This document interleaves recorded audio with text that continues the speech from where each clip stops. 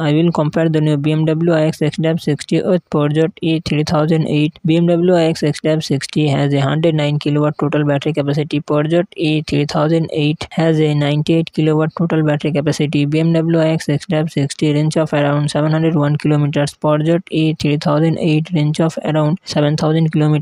BMW iX XDAP60 model offer a maximum power output of 544 horsepower. Peugeot E3008 model offer a maximum power output of 230 horsepower. BMW iX XDAP60 acceleration from 0 to 100 km in approx 4.6 seconds. Peugeot E3008 acceleration from 0 to 100 km in approx 8.9 seconds. BMW iX XDAP60 versus Peugeot E3008 top speed. BMW iX XDAP60 versus Peugeot E3008 torque. BMW iX XDAP60 versus Peugeot E3008 drivetrain. BMW iX XDAP60 versus Peugeot E3008 motor type. BMW iX XDAP60 versus Peugeot E3008 wheelbase. BMW iX XDAP60 versus Peugeot E3008 seats. BMW iX XDAP60 versus Peugeot E3008 body type.